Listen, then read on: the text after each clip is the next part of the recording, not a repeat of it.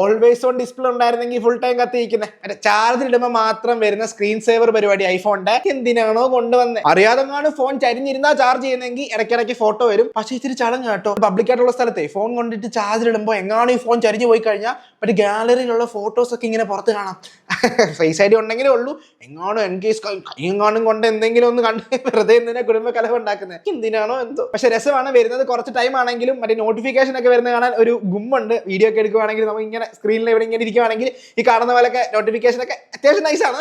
പക്ഷെ ആരെങ്കിലും ഉപയോഗിക്കുന്നുണ്ടോ ഇത്? രണ്ടാമത്തെ കാര്യം, നമ്മൾ ഐഫോണിൽ iMessage ആരെങ്കിലും ഉപയോഗിക്കുന്നുണ്ടോ? ആപ്പ് തപ്പി പോകണ്ട, നമ്മുടെ SMS ആപ്പ് തന്നെ. SMS അയക്കാൻ വേണ്ടി ആരുടെങ്കിലും ഒരു കോൺടാക്ട് അങ്ങോട്ട് സെലക്ട് ചെയ്യുക, എന്നിട്ട് ഫോൺ അങ്ങോട്ട് ചരിക്കുക. ഇതിൽ ഇവിടെ ഒരു ലോഗോ കാണാൻ സാധിക്കുന്നുണ്ടോ നിങ്ങൾക്ക്? ഇത് അങ്ങോട്ട് പ്രസ് ചെയ്യുക.